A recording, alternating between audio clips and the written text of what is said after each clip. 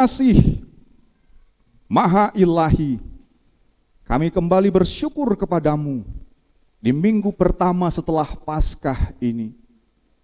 Kami menjadi baru, seperti bayi yang baru lahir, yang sangat bergantung dengan kuasa firman-Mu.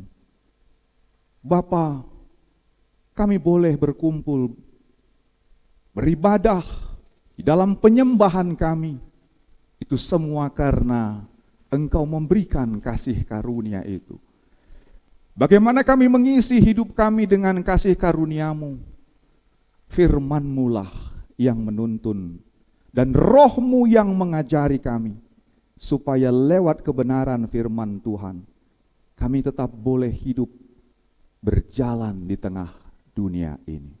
Berfirmanlah Engkau ya Bapa, sebab kami telah siap untuk mendengar.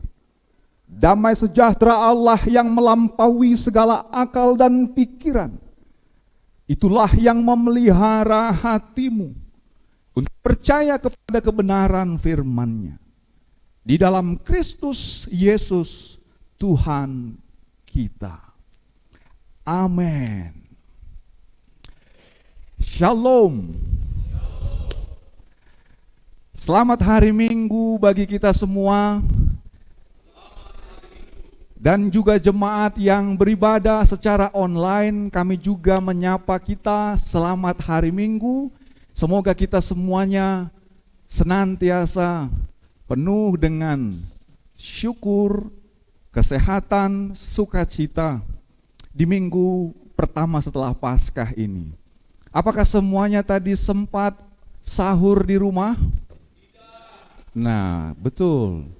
Saya bisa merasakan itu. Karena memang kalau kita belum sempat sahur, itu berpengaruh terhadap ekspresi dan gerak-gerak kita. Tapi bukan berarti karena kita belum sempat, kita jadi kehilangan arah dan tujuan hidup. Karena jangan khawatir, panitia retreat sudah tahu apa yang dibutuhkan setelah selesai ibadah. Jadi nanti panitia retreat mempersiapkan itu untuk kita dukung bersama-sama. Jangan kemana-mana setelah ibadah. Bapak Ibu jemaat Tuhan yang terkasih, kita bersyukur tadi ketika barisan prosesi mengiringi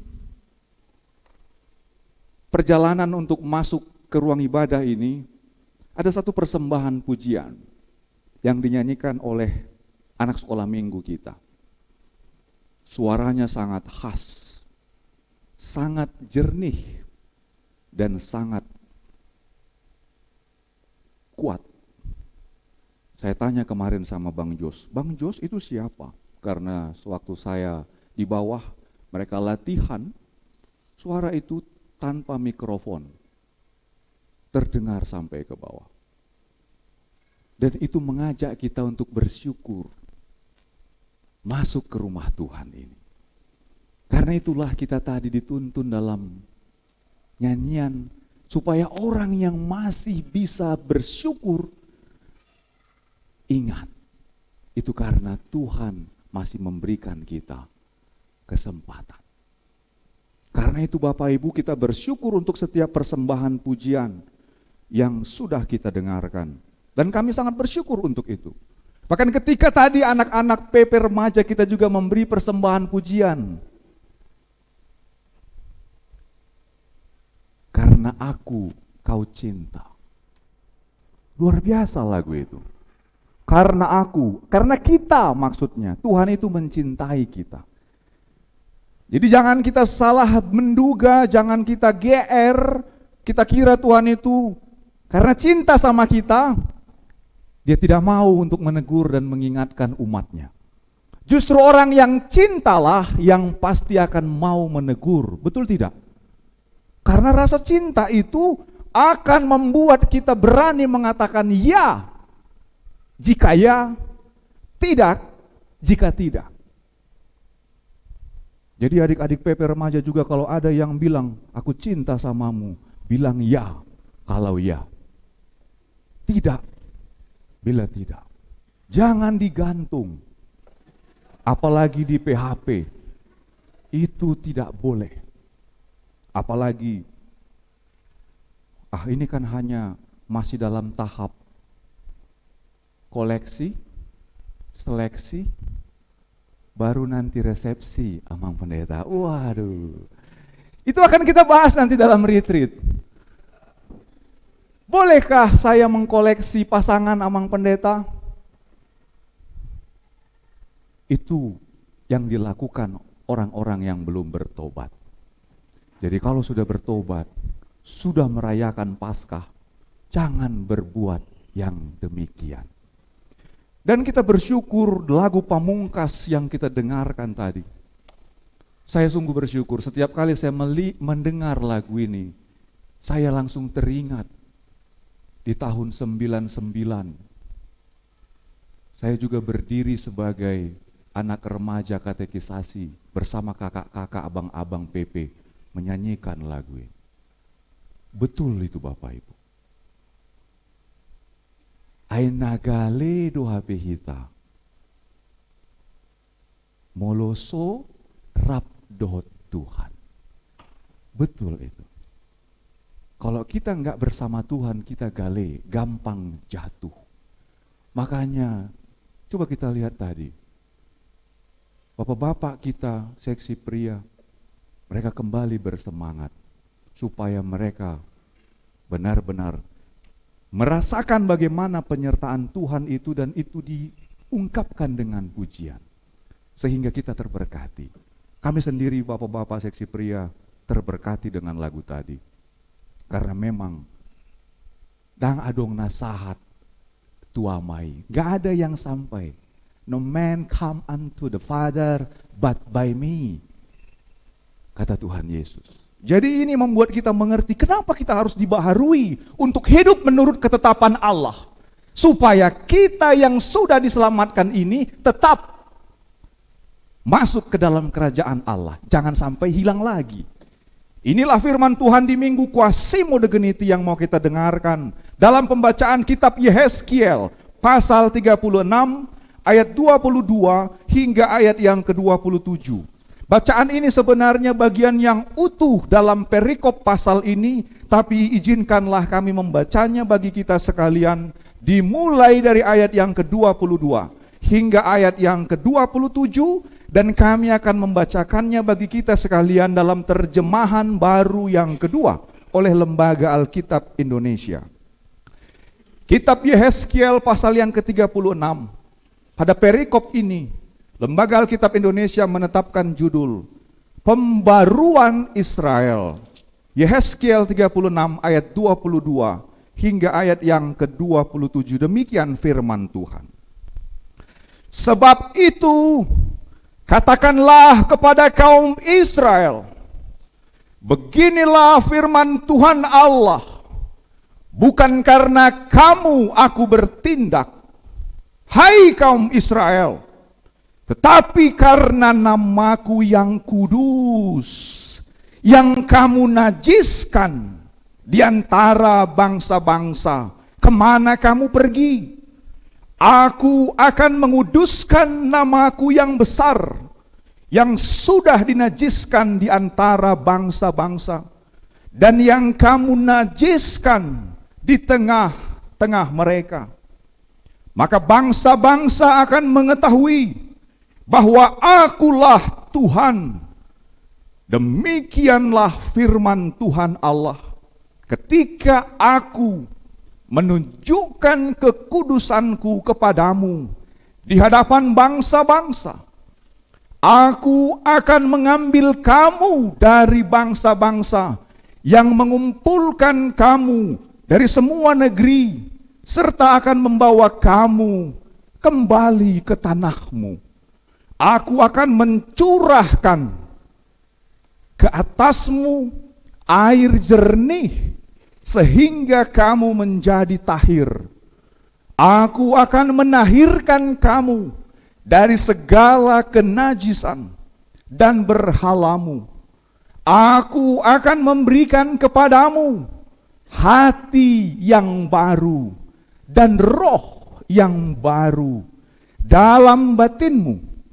Aku akan menyingkirkan dari tubuhmu hati yang membatu dan memberikan kepadamu hati yang lembut.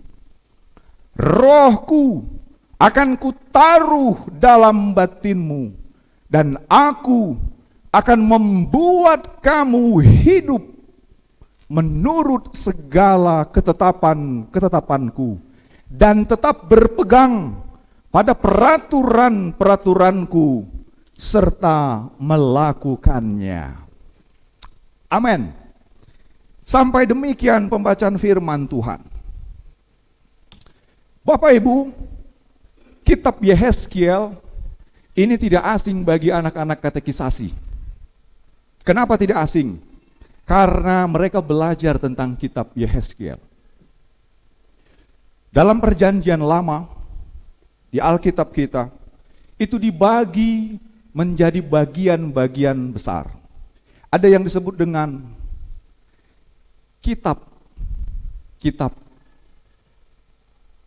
Musa, atau kitab-kitab yang menjelaskan tentang siapa yang menciptakan dunia dan segala isinya. Sejauh ini para ahli membuat satu kesimpulan besar. Belum ada kitab-kitab suci yang ada di dunia yang menjelaskan tentang asal muasal, genealogi dari dunia ini selain kitab Kejadian. Belum ada. Sampai kitab ini kemudian menceritakan tentang bagaimana manusia hidup di tengah-tengah dunia yang penuh dengan berbagai tantangan yang besar. Karena itu ada bagian kitab Keluaran, ada bagian kitab Imamat di mana semua umat Tuhan diatur bagaimana beribadah. Ada kitab Ulangan yang menjelaskan tentang bagaimana firman Tuhan yang disampaikan oleh Nabi Musa diulangi lagi oleh Nabi Yosua. Supaya mereka jangan lupa kalau mereka nanti masuk ke tanah Kanaan. Karena di tanah Kanaan itu ada banyak bangsa-bangsa yang gak mengenal Tuhan Allah. Jadi setelah kitab itu ada kitab raja-raja, ada kitab hakim-hakim, ada kitab nabi-nabi kecil. Yehezkiel itu bagian dari nabi besar. Kenapa disebut nabi besar? Apakah karena badannya besar? Atau karena apanya? Karena panjangnya sejarah dan Tuhan berfirman kepada sang nabi untuk menceritakan apa yang harus mereka dengar. Karena itu ada panjang yang disampaikan oleh Nabi Yehezkiel, Yeremia, Yesaya, itu golongan-golongan, termasuk Musa, itu dianggap nabi besar. Nabi-nabi kecil adalah nabi-nabi yang pendek sekali isi kitabnya. Jadi Yehezkiel ini adalah seorang nabi dalam golongan nabi besar karena ada banyak yang harus dia sampaikan kepada umat Tuhan. Termasuk dalam bacaan kita di pasal yang ke-36. Apa rupanya inti dari pasal 36 ini Bapak Ibu? Karena ayatnya tadi dibaca dari ayat yang ke-22 sampai 27. Intinya adalah mereka lupa siapa Tuhan mereka.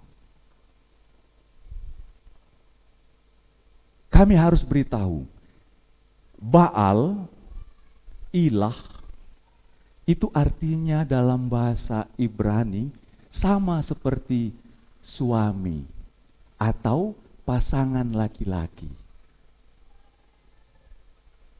Jadi ketika Tuhan memilih umatnya, itu digambarkan seperti suami yang memilih istri untuk menjadi miliknya. Makanya Tuhan itu cemburu. Hukum yang pertama, akulah Tuhan Allahmu. Jangan ada padamu Karena aku Allah yang cemburu. Dari mana kita bisa tahu? Itu mirip dengan kata yang dipakai dalam pernikahan. Tuhan Yesus ulangi di perjanjian baru. Dia kasih perumpamaan. Perumpamaan kerajaan sorga seperti seorang mempelai laki-laki yang mau meminang mempelai perempuan. Digambarkan dengan 10 gadis, 5 bijaksana, 5 yang bodoh. Seperti itulah. Berarti ketika Tuhan Allah memilih umatnya, itu digambarkan sebagai seperti istri yang tunduk dan cinta kepada suaminya. Makanya kalau Tuhan Allah memberkati umatnya dan kemudian umatnya ini masuk ke tanah Kanaan, mereka lupa sama Allah mereka, Allah cemburu. Berarti kau buat namaku gak kudus di tanah yang kau masuki itu. Kenapa? Karena mereka keluar dari Mesir Paskah, perjanjian lama. Mau masuk ke tanah Kanaan yang berlimpah susu dan madu. Tapi mereka diingatkan, kalau nanti masuk ke tanah Kanaan, jangan serong, jangan cinta sama Allah lain. Nah, persoalannya ternyata mereka melihat bangsa-bangsa yang di tanah Kanaan menyembah ilah, menyembah Baal. Ini membuat Tuhan cemburu. Berarti kau buat namaku gak kudus lagi di tanah di mana kau berdiam. Itulah yang membuat Tuhan marah. Dikira orang-orang Israel, bangsa-bangsa di tanah Kanaan itu lebih hebat. Padahal bukan, Allah mereka yang lebih hebat. Coba bayangkan, ilah di Mesir itu dikalahkan oleh Allah Israel. 10 tulah. Ahli nujum dan semua orang-orang yang hebat di Mesir gak bisa mengalahkan kuasa Tuhan Allah. Semua anak laki-laki yang ada di Mesir mati. Bapak Ibu, kalau satu keturunan itu mati, satu generasi mati, maka tidak ada lagi berarti Allah yang menyertai keturunan itu. Perhatikan janji Abraham. Aku Allahmu yang akan memberkati engkau sehingga keturunanmu sampai seperti bintang di langit dan pasir. Berarti Allah ini menjadi penentu bagaimana umatnya di masa depan. Jadi kalau ada satu bangsa, generasinya punah, berarti Allahnya pun tidak berkuasa. Ini yang membuat kenapa Allah mau memperlihatkan, hei, ilah-ilah bangsa-bangsa Kanaan itu enggak ada apa-apanya. Tapi kenapa kau tidak buat namaku kudus di mana kau berdiam? Karena itu Bapak Ibu, Nabi Yehezkiel dipakai Tuhan. Sampaikan firmanku ini kepada umatku, supaya mereka menguduskan namaku. Berarti nama Allah itu bukan hanya nama. Nama Allah itu kudus. Makanya dalam hukum yang ketiga, jangan menyebut nama Allahmu sembarangan. Tapi coba bayangkan, mereka hari Sabat beribadah sama Allah. Tapi di luar hari Sabat, mereka serong menyembah ilah dan Baal. Ini yang Tuhan tidak suka. Akibatnya apa? Akibatnya Tuhan marah. Kau lihat ya, diutuslah bangsa Babel. Dihancurkan Allah bangsa-bangsa yang ada di Kanaan. Dibawa mereka masuk ke masa pembuangan. Terbuanglah mereka. Kenapa? Karena tidak ada bait Allah di Babel. Hancur mereka. Siapa orang-orang yang di Babel? Ada Daniel, Sadrah, Mesah, ada Yesaya. Orang-orang yang masih Tuhan pakai untuk terus mengingatkan mereka selama masa di pembuangan, termasuk Yehezkiel. Sampai nanti mereka akan pulang. Karena itulah ada roh Tuhan yang berbicara kepada umat. Ini digambarkan sebagai roh yang juga setelah Tuhan Yesus, roh yang akan menuntun para rasul untuk memberitakan Injil. Apa hubungannya Mang Pendeta? Kitab Yehezkiel ini dengan minggu pertama setelah Paskah. Kan harusnya bicara tentang gereja mula-mula. Bicara tentang jemaat yang dipenuhi dengan Roh Kudus. Hubungannya adalah roh Tuhan yang akan diutus untuk membaharui batin umatnya adalah roh yang sama yang nanti digenapi di zaman Tuhan Yesus.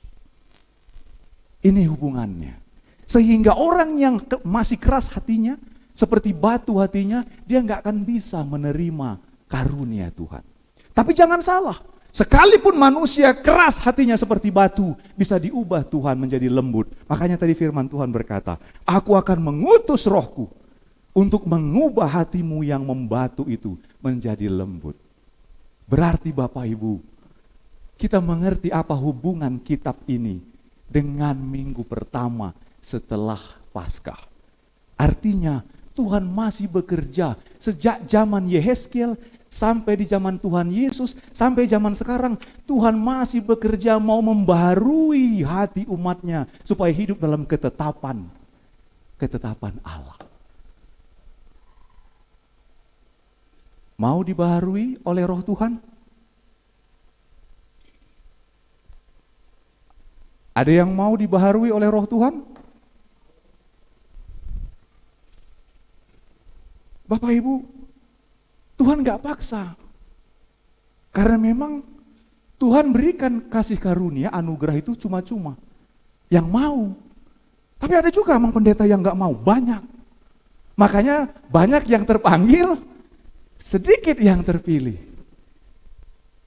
Jadi belum tentu umat Tuhan yang beribadah di bait Allah pada waktu itu hanya menyembah Allah satu-satunya. Dalam kehidupan mereka sehari-hari, praktek itu bisa terjadi. Berarti sekarang ada praktek yang demikian juga kah, Amang Pendeta? Iya, makanya banyak juga orang Kristen. Hari Minggu dia beribadah sama Tuhan Yesus.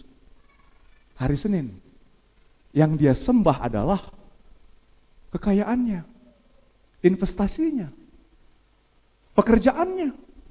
Aduh Amang Pendeta, manalah. Lagi banyak-banyaknya ini pekerjaan kami. Bapak Ibu, saya mau tanya sama kita. Pada umumnya orang dikasih Tuhan berkat banyak, makin banyak doanya atau makin dikit doanya? Ayo jawab. Pada umumnya orang ketika diberkati Tuhan, hartanya makin bertambah banyak, doanya makin banyak atau doanya makin dikit? Makin sedikit berdoa, karena yang dipikirannya apa? Hartanya. Itu fakta atau bukan? Fakta. Makanya orang yang sedikit hartanya dia banyak berdoa, apalagi belum dapat berkat. Tuhan tolonglah sampai 2 semalam suntuk. Begitu dikasih, kadang kita lupa. Senin sampai Senin, kita nggak ingat. Ini yang terjadi pada umat Tuhan.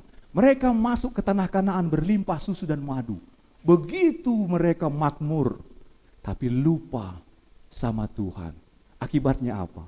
Mereka tidak lagi menyembah Tuhan dengan setia, tapi juga sembah dewa kesuburan yang ada di tanah Kanaan.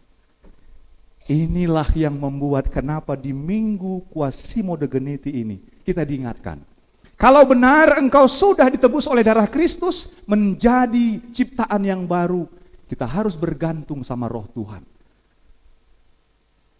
Karena kita lemah. Bayi itu lemah. Gali awon tuhaku. Molo soho rapon dohot au. Itu bayi.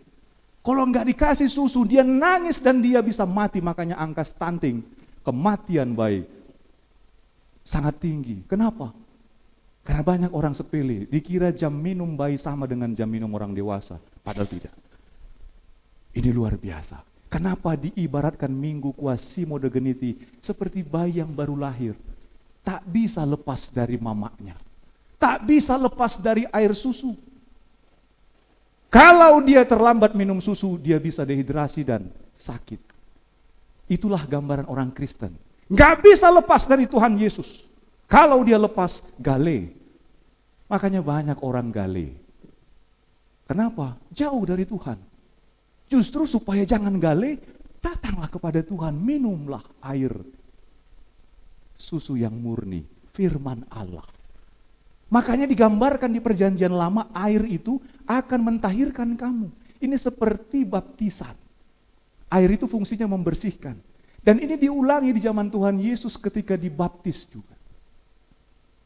Dan ketika Tuhan Yesus mau disalibkan, dia pakai air membasuh.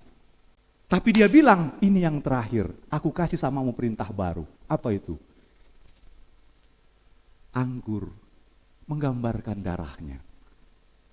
Roti menggambarkan tubuhnya. Itu perjanjian baru. Supaya kita ingat. Berarti kita butuh Tuhan. Supaya kita kuat. Di dalam menghadapi kehidupan. Tapi emang pendeta banyak sekali tantangan kita sebagai orang Kristen.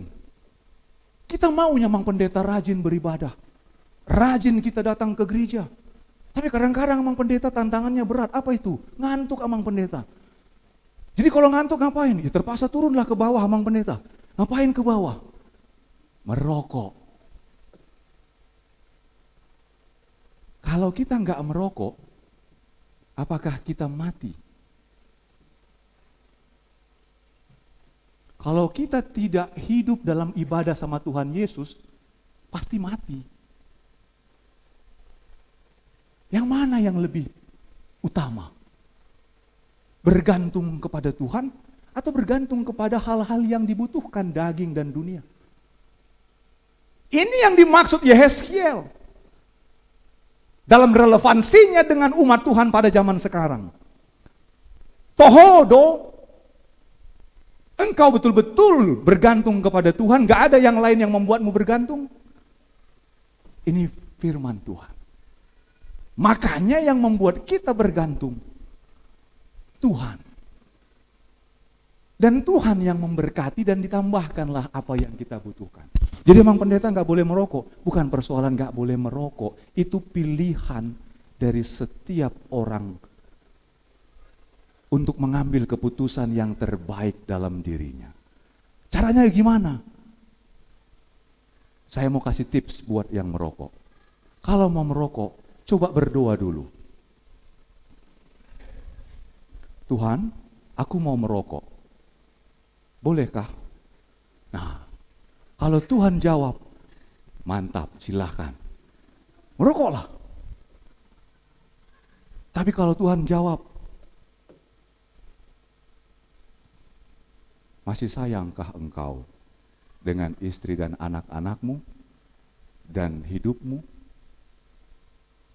Bapak Ibu, contoh praktis yang membuat kita mengerti adalah kalau itu bisa membuat kita hidup kepada Tuhan atau makin mati.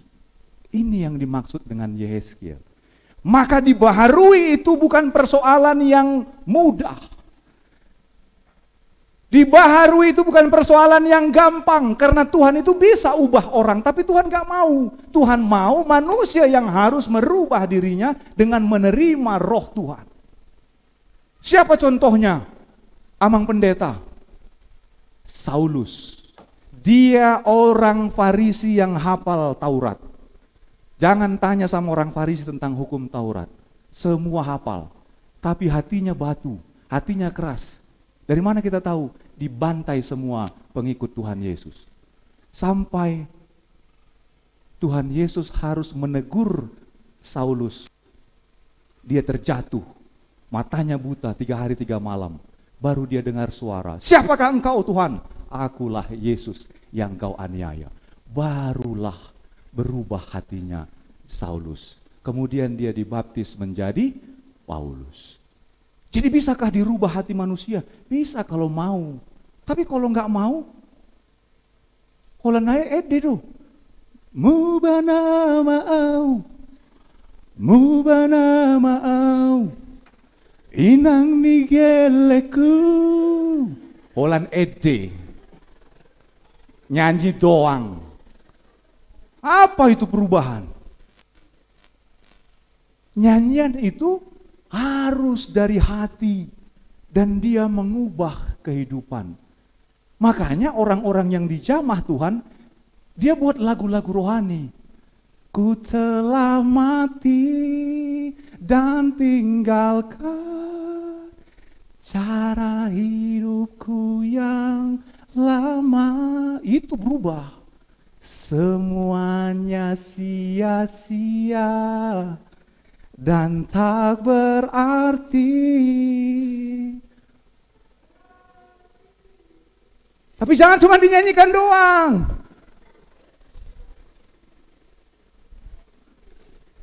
Sambil dipandangi rokoknya. Tak berarti lagi. Kacau. Kacau. Makanya ada orang disebut si kacau itu. Kacau hidupnya. Jadi Bapak Ibu, dibaharui itu artinya adalah sebuah jalan untuk mau kembali kepada Tuhan. Siapa mau dibaharui, dia harus membuka hatinya. Tuhan, ini aku. Ubah hatiku. Jadikan baru. Karena gak bisa manusia itu mengubah hatinya kalau bukan Tuhan yang menjamah. Kalau bukan Tuhan yang mengubah. Karena itulah lagu tadi yang dinyanyikan oleh seksi pria Okuli. Itu benar-benar lagu yang membuat saya berubah. Bapak Ibu, lagu itu benar mengubah. Seharusnya saya mati tahun 2000 di usia 17 tahun. Kecelakaan. Tapi lagu itu membuat saya mengerti. Tidak ada yang bisa selamat, tidak ada yang kuat kalau bukan Tuhan Yesus yang menyertai dan memberikan kekuatan. Karena itu buka hatimu. Tuhan, baharui hatiku. Supaya aku mengerti apa ketetapan-ketetapanmu yang sudah engkau rancangkan dalam hidupku.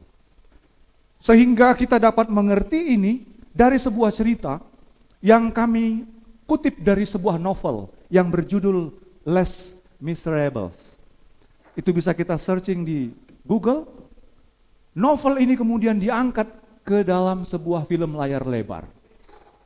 Yang menceritakan tentang satu orang narapidana yang ditangkap karena dia terus mencuri.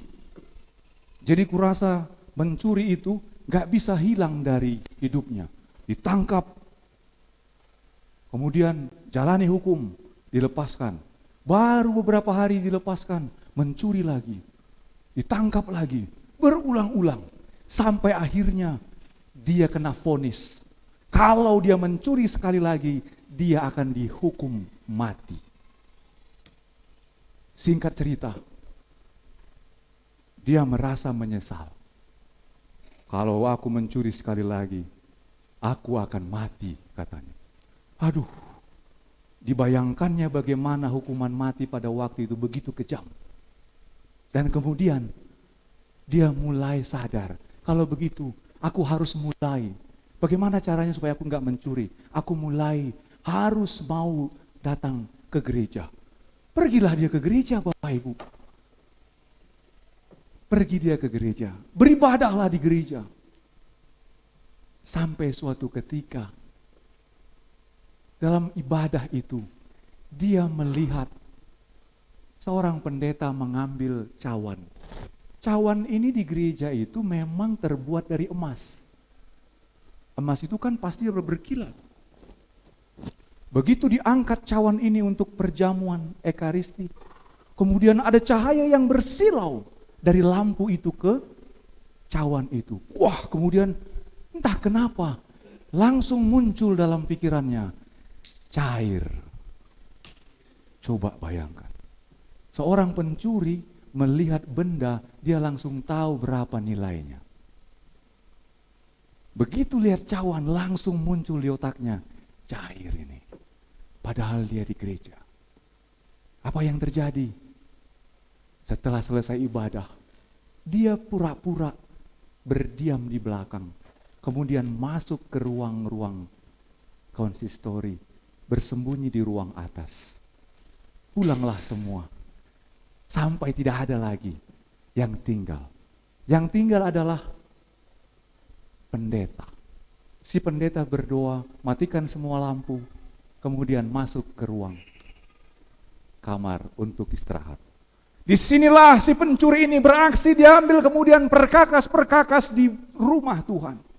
Dia kagum melihat ada cawan, ada baki dari emas. Wah, berapa 1 gram emas, Inang? Bayangkan cawan itu beratnya berapa? Kali berapa 1 gram? Dia lihat juga tempat roti hosti, itu dari emas. Wah, ini berapa duit pikirnya. Dia ambil semua perkakas perjamuan. Kemudian dia diam-diam keluar. Yang namanya pencuri, yang ada di pikirannya cuma apa? Cuma uang. Makanya pencuri itu jalannya pendek. Gak bisa pencuri itu selama-lamanya menghilang. Karena pasti akan ketahuan. Dia bawa itu ke tempat penjualan emas. Kemudian dapat uang. Dan dia hidup dengan uang itu. Kemudian masuklah laporan bahwa terjadi pencurian karena gereja terbuka dan hilang perkakas. Dilaporkanlah kepada kepolisian. Bapak Ibu, apa yang terjadi? Yang terjadi adalah ia dengan CCTV ditangkaplah. Kemudian ketahuanlah siapa yang menjual perkakas emas itu. Dan kemudian dibawa lagi ke sidang pengadilan. Kemudian jaksa penuntut hukum memberikan hakim yang mulia. Sudah terdata dan sudah berkali-kali dia melakukan pencurian di kota ini. Sehingga tidak ada lagi yang bisa meringankan hukumannya. Maka kami menuntut agar dia dihukum mati. Wah, begitu dituntut hukuman mati. Dia begitu menangis karena dia tahu dia akan mati. Bapak Ibu, apa yang terjadi kemudian sang hakim berkata, itukah tuntutan yang sudah diputuskan? Baik, saya mau bertanya sama saksi. Saksi, ini menjadi pertimbangan bagi hakim untuk menentukan.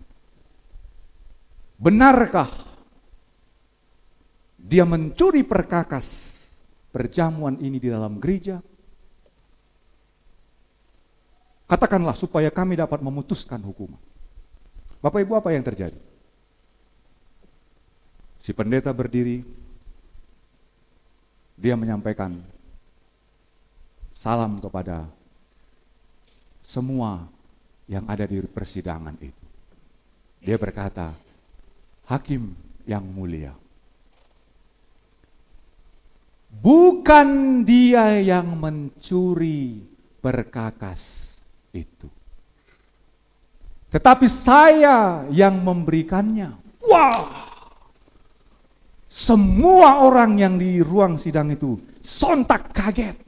Kenapa kaget? Karena ternyata kesaksian si pendeta berbalik mengatakan dia bukan mencuri, tapi saya yang memberikannya. Begitu melihat si pendeta, si pencuri itu terdiam. Ada apa? Kenapa saya tidak dikatakan mencuri supaya saya dihukum mati? Dia hanya tertunduk. Kemudian sang pendeta melanjutkan. Dia tidak mencuri, tapi saya yang memberikannya. Karena itu, hakim yang mulia, dia tidak usah dihukum mati. Karena Tuhan mengasihi dia. Sang hakim mulia gemetaran mendengar jawaban itu dan memutuskan perkara ini selesai dan terdakwa dibebaskan. Kemudian perkakas itu dibawa ke gereja, si pendeta pulang. Si terdakwa ini kemudian harus menyelesaikan administrasi, kemudian dia dibebaskan. Bapak Ibu, apa yang terjadi? Selama pulang, si terdakwa ini gak bisa tidur. Dia gak bisa tidur. Dia gak tenang dalam hidupnya. Karena satu peristiwa itu membuat dia tersadar, harusnya aku mati, tapi aku tidak mati. Apa yang membuat dia tersadar? Kemudian dia berani untuk datang malam-malam ke pastori gereja. Kemudian dia gedor-gedor rumah si pendeta itu. Kemudian dia jumpai, dengan menangis dia datang. Dia tanya, "Pak Pendeta, saya yang mencuri perkakas perjamuan gereja. Seharusnya saya dihukum mati. Tapi kenapa Pak Pendeta bilang saya bukan mencuri, tapi Pak Pendeta yang memberikannya?" Pak Pendeta bilang, "Anakku, Tuhan Yesus sudah mati untuk menebus dosamu. Jadi Tuhan tidak mau kau mati, dihukum mati dengan sia-sia. Kalau kau mau berubah, kalau hatimu mau dibaharui oleh keselamatan Tuhan Yesus, hiduplah dalam anugerah itu." Dia menangis. Akhirnya dia bilang, "Izinkanlah saya tinggal di gereja ini untuk menjadi tukang bersih," maksudnya tukang sapu halaman. Si pendeta bilang, "Tidak anakku, tidak harus kau melakukan itu." Akhirnya si terdakwa tadi tetap mau tinggal di lingkungan gereja itu untuk menjaga, membersihkan, dan dia diajak tinggal di dalam gereja itu. Itu kesaksian yang diungkap dalam sebuah novel dan diangkat dalam film layar lebar. Bapak Ibu, adakah orang yang gak bisa dirubah? Semua orang bisa dirubah. Persoalannya mau gak dirubah oleh Tuhan. Sehingga hati yang keras, hati yang merasa gak bersalah, hati yang merasa terus saja melakukan apa yang Tuhan sudah ingatkan dalam hatinya, unang ulahon, tapi terus kita lakukan, itu akan membuat kita makin terjerumus. Karena itulah Tuhan menyampaikan firman-Nya kepada umat, "Kalau engkau mau dibaharui, aku akan mengubah hatimu yang keras itu menjadi lembut." Artinya apa? Kita mau dibentuk, mau menerima firman Tuhan yang mengubah hidup kita. Seperti bayi yang selalu bergantung kepada air susu, itulah orang percaya, selalu bergantung kepada Roh Tuhan. Tuhan, ingatkan kami kalau kami melakukan yang tidak sesuai dengan ketetapan. Roh Tuhan akan mengingatkan. Roh Tuhan akan menegur. Roh Tuhan akan mengajar, membimbing setiap orang yang mau dibaharui untuk hidup dalam ketetapan Tuhan. Karena itu, dalam hidup kita sehari-hari, ini juga mau membuat kita ingat akan firman Tuhan. Bahwa Roh Tuhan itulah yang sesungguhnya memelihara, menghibur, dan menguatkan kita. Karena itu Bapak Ibu, saudara-saudara yang terkasih, di minggu ini Tuhan tetap berbicara kepada semua umat dengan Roh Kudus-Nya. Adakah hati yang mau dibaharui? Semua itu ditentukan dari setiap orang yang menerima dan mendengar firman Allah, supaya Roh Tuhan bekerja melembutkan hati kita, sehingga hati kita penuh dengan damai sejahtera. Marilah kita hidup dalam Roh Tuhan, supaya Roh Tuhan bekerja membaharui kehidupan kita. Amin, kita berdoa. Kami kembali bersyukur ya Bapa, ketika kami mendengarkan firman-Mu yang Engkau sampaikan sekitar 2000 sampai 3000 tahun yang lalu lewat Nabi Yehezkiel, dan itu menjadi sejarah yang tidak bisa dilupakan di dalam perjalanan umat Tuhan dan bangsa-bangsa. Allah Israel adalah Allah yang hidup, yang dekat, menjadi manusia di dalam Yesus Kristus. Dan itu juga sudah Tuhan genapkan 2000 tahun yang lalu dengan Roh Kudus-Mu yang sanggup untuk membaharui para rasul-rasul untuk berani memberitakan Injil. Dan orang-orang yang dibaharui bertobat, memberi diri mereka dibaptis, sehingga semakin bertambahlah murid-murid. Dan semuanya Tuhan berkati. Tuhan, firman-Mu ini juga yang sampai kepada kami di Minggu Quasimo de Geniti. Setiap kami mendengarkan firman, setiap kami mendengar puji-pujian, kami tahu itu adalah Roh-Mu yang berbicara, supaya kami dibaharui, sehingga hati kami semakin lembut, semakin terbuka untuk hidup di dalam ketetapan-ketetapan-Mu, supaya Tuhan kami tidak lagi harus menerima akibat dari setiap keputusan dan perbuatan kami yang tidak berkenan kepadamu. Karena itulah Tuhan berbicara, menuntun setiap umat sejak dahulu sampai selama-lamanya, sehingga Roh-Mu lah Tuhan yang membuat kami mengerti apa yang menjadi ketetapan Tuhan di dalam hidup kami. Karena itu Bapa, berkati firman-Mu, agar firman-Mu senantiasa boleh menjadi pelita dan terang bagi kaki setiap jemaat-Mu untuk melangkah di dalam kehidupan sehari-hari.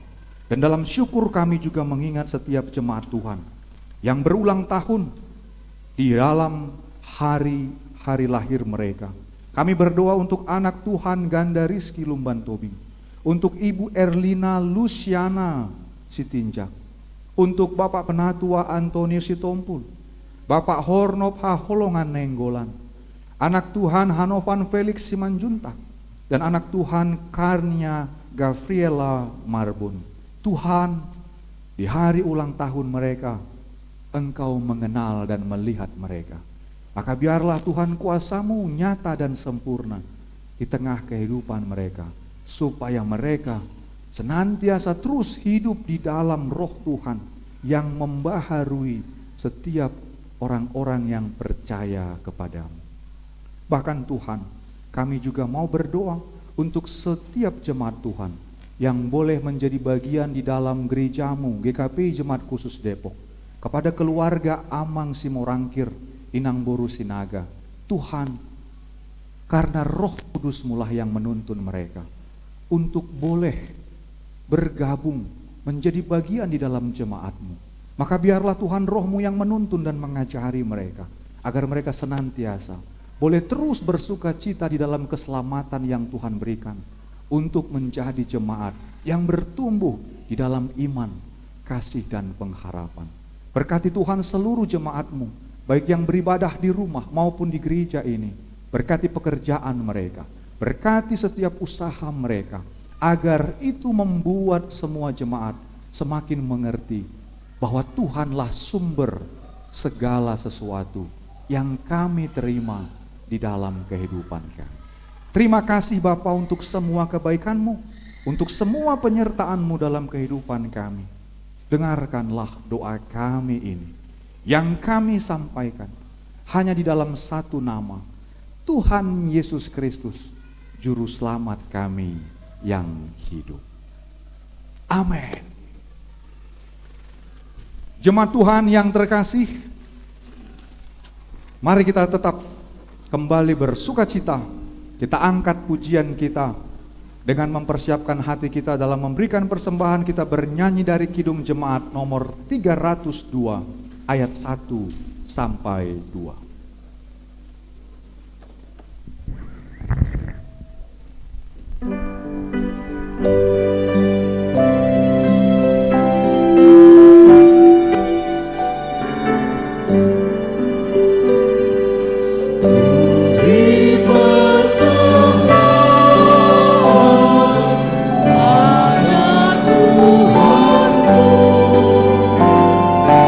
Sambil puji